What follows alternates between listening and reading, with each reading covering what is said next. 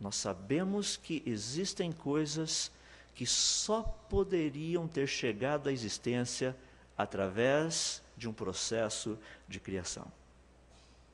Nós sabemos disso. E informação é algo importante.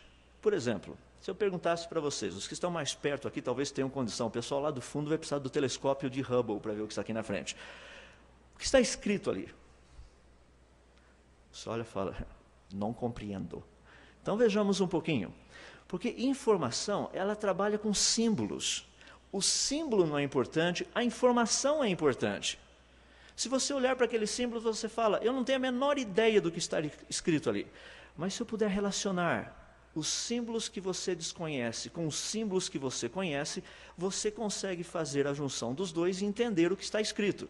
Aquela frase de cima está escrito o seguinte, no princípio criou Deus os céus e a terra. Só que eu usei símbolos que você não conhece. Mas a mensagem é a mesma. Não se perdeu a mensagem. A informação estava ali. Daí a pergunta que eu faria para vocês é a seguinte, será que a enciclopédia britânica seria uma combinação aleatória das letras do alfabeto da língua portuguesa? Uma grande explosão numa tipografia teria produzido uma enciclopédia britânica.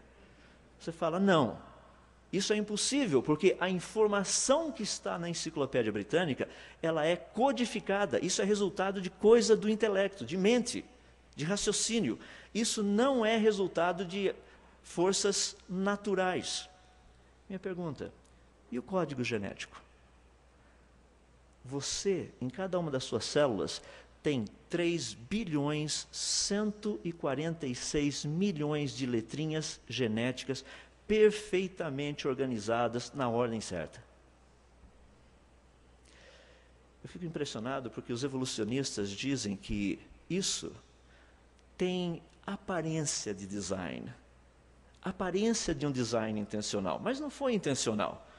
Francis Crick, o descobridor da helicoidal do DNA, disse isso. Os biólogos devem constantemente ter em mente que o que eles veem não tem design intencional, mas evoluiu. Richard Dawkins, grande zoólogo britânico, muito conhecido, diz que a biologia é o estudo de coisas complexas que dão a impressão de ter um design intencional. Eu quero dizer para os irmãos que a vida está organizada de tal forma que ela aparenta ter evoluído, mas é só aparência. O real é o design intencional. Eu fico impressionado porque eu ouvi certa vez alguém dizer que Deus deixou provas claras para aqueles que o buscam e obscuras para aqueles que o rejeitam.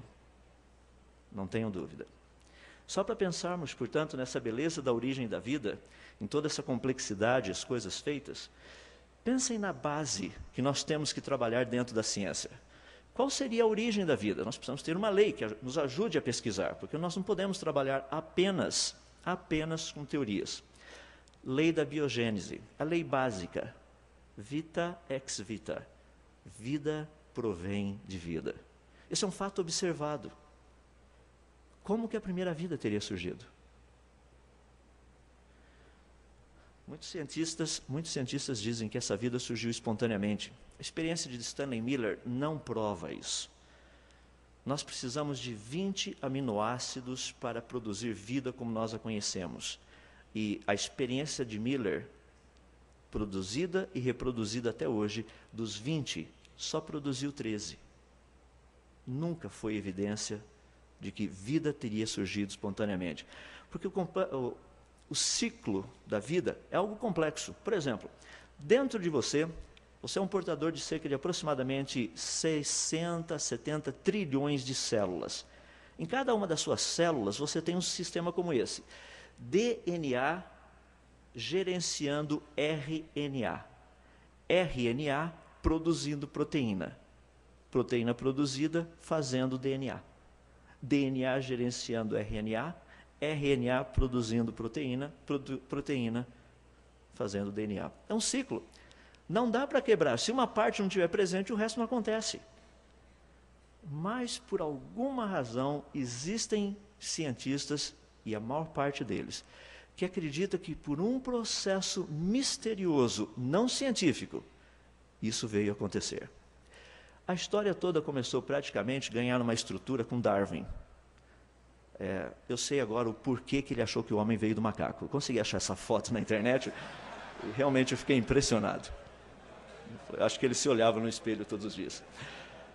Mas a questão que nós temos, que é muito importante, as bases do darwinismo, desse pensamento de Darwin, eu não tenho como mencionar todas, vou mencionar apenas algumas. Ele tratava da biogeografia, ou seja, posicionamento de plantas e animais no nosso planeta, paleontologia, os fósseis, embriologia, o estudo dos embriões, e morfologia, o estudo da fisionomia, do aspecto físico. Darwin fez uma proposta muito interessante, juntamente com um outro homem chamado Haeckel. Ele dizia o seguinte, que a ontogênese seria a recapitulação curta e rápida da filogênese. Você fala, não entendi nada. Ontogênese significa a evolução de um embrião, o desenvolvimento desse embrião. E filogenia, é o estudo do desenvolvimento de uma espécie. Então, o que Darwin disse é o seguinte, o embrião, à medida que ele se desenvolve, ele vai contar a história de como aquela espécie teria evoluído através do tempo. E o trabalho dele foi baseado praticamente nos desenhos e fotos tirados por Ernest Haeckel. Haeckel fez um trabalho muito interessante, vocês podem ver do lado, no canto superior, esses são os desenhos. Então existe uma similaridade muito grande dos embriões quando eles eram pouco desenvolvidos, logo no comecinho. Isso é o que eles pensavam. Olha na foto de baixo o que é na verdade. Só que, infelizmente, a foto de baixo não aparece no livro de ciência. Por incrível que se pareça, é a de cima. Além de desatualizada, Haeckel, nos anos de 1908 e 1909, ele escreveu alguns artigos em jornais alemães, confessando que ele havia criado algumas das imagens porque elas não existiam. A diferença era muito grande. De onde vem a vida? Vem de um código perfeitamente produzido, perfeitamente estruturado, numa pequena molécula. Se eu pegar o DNA que está dentro de uma das suas células apenas, e colocar todos os pedacinhos juntos, um em cima do outro, eu teria uma linha fininha de aproximadamente 2,10 metros de altura. A espessura dessa linha, 2 nanômetros. Pegue 1 milímetro, divida por 1000, pegue um pedacinho. Esse pedacinho divida por mais 1000 e pegue 2 pedacinhos, isso são 2 nanômetros. Ali está toda a informação de fazer você. Dá para imaginar? Tudo. Agora, o que me impressiona nisso é que quando nós olhamos essa estrutura, as pessoas dizem, isso aconteceu aleatoriamente. Olha o exemplo das duas frases. O mesmo número de letras. Por que uma tem sentido e a outra não? O DNA passa informação o tempo todo. Informação é codificada, decodificada, codificada, decodificada. Não é aleatório.